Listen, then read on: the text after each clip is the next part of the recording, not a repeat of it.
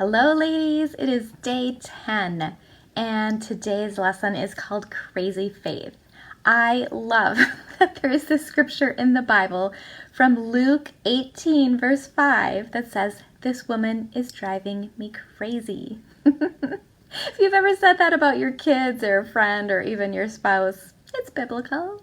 So I love this just seems to hit me exactly, right when we need it, which is what I've heard from so many of you, right? But author Mark Batterson is talking about the woman of the parable of the persistent widow. And he says, I don't mean any disrespect, but I think persistent is a nice word for crazy. This woman is crazy, but when the cause is a righteous one, it's a holy crazy. And we don't know for sure, but whatever it was, hey Marie Pearl, we knew that she wouldn't take no for an answer. And the judge also knew it. The judge knew that she was going to circle his house until the day she died, until she got justice. Now, it doesn't really say much about, what happened here. But the judge knew that there was no quitting with this crazy woman. And how desperate are you for a blessing, for a breakthrough, for a miracle? Are you desperate enough to pray through the night? And how many times are you going to circle that promise until the day you die? How long will you knock on that door of opportunity? Until your knuckles are raw? Or until you knock the door down? Like Honey, the circle maker, who this book is about, the persistent widow's method was a little bit unorthodox. I mean, she could have and technically should have waited for her day in court. Going to the personal residence of the judge, probably even back then, still crossed a professional line. And I'm almost surprised that the judge didn't file a restraining order against her.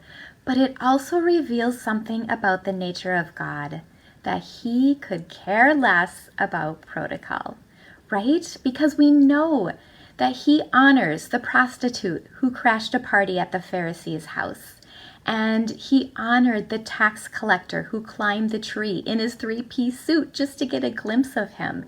And he honored the 4 friends who cut in line, cut a hole in someone's ceiling, and helped their friend.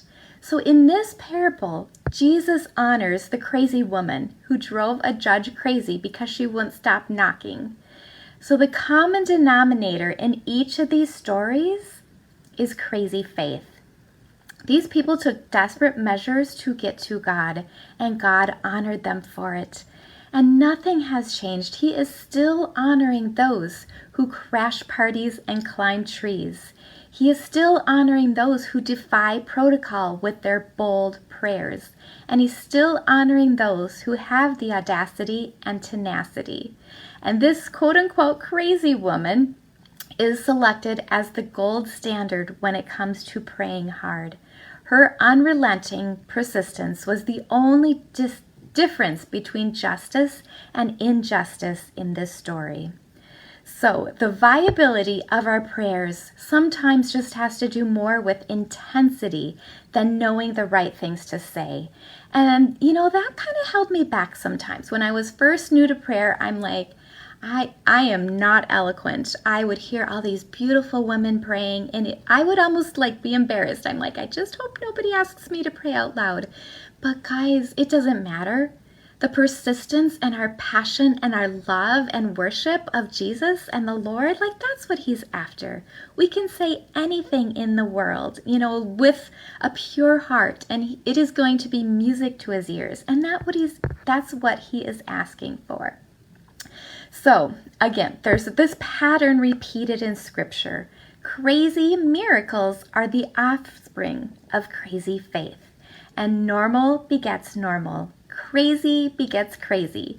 And if we want to see God do crazy things in our lives, in our businesses, sometimes we just need to pray those crazy prayers. I'm just going to leave you today with bold prayers honor God, and God honors bold prayers.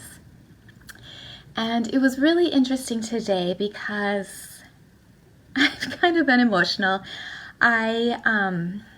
This morning I was in court And it's so funny. I read this here now, and it talks about the woman who was in court, and she's not giving up, and I'm not giving it up either. But I am asking for you guys, your prayers, because knowing again that when we have prayer partners, when we are able to pray for and with and support each other, that God hears that. He honors that. And so this morning I did go to court. My ex actually summoned me back to court because he wants to stop paying child support.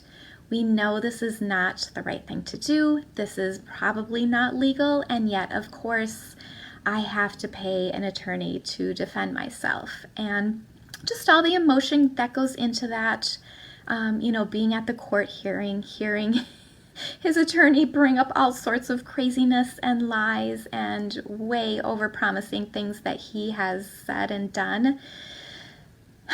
And so I'm just asking for God to be with the judge. We now have to wait up to 90 days for a judgment, see what she says. But if you guys would just join me in praying those bold prayers, that she would just act favorably, act justly, that she would see the truth in this situation, that she's a believer, and that she's just following the law, which I have to believe that she will. So that is my prayer. If anyone would like to join me in it, it would be a great honor. But also know that I am praying for you. What do you guys need prayer for in your business? You can either write it here or reach out to me personally. But I am just praying. I pray for each and every single one of you every single day. God's richest blessings of a John 10:10 abundant life. And I just love you so much. I am praying for you, your families, your marriage, your kids, your businesses, and know that God paid such a great price for everything that we have today. Thank you so much for praying with me.